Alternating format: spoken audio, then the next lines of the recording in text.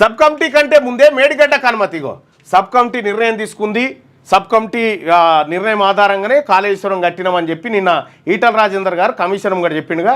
ఈటల రాజేందర్ గారు చెప్పింది పచ్చాబోద్దాం. ఇగో sub committee కంటే ముందే మేడిగడ్డకు అనుమతి.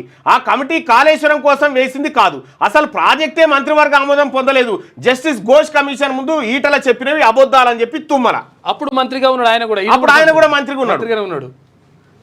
ఆ కాగితం కూడా చూపించిండు. సబ్ కమిటీ వేసింది ఎప్పుడు, కాళేశ్వరానికి పర్మిషన్లు ఇచ్చింది ఎప్పుడు, సబ్ కమిటీ కంటే ముందే ఇచ్చిరట. అది కాళేశ్వరం వివాదంలోకి తనను అనవసరంగా లాగుతున్నారని రాష్ట్ర వ్యవసాయ శాఖ మంత్రి తుమ్మల నాగేశ్వరరావు ఆరోపించారు.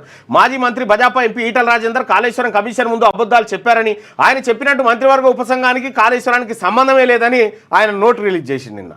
ఇక మేడిగడ్డ నుంచి 5 ఏళ్లలో ఎత్తిపోసింది 162 టీఎంసీలే. 22 లక్షల ఎకరాలకు నీరు ఎట్లా ఇచ్చారో చెప్పాలని చెప్పి మంత్రి ఉత్తమ్ కుమార్ రెడ్డి అంటా ఉన్నాడు. ఇక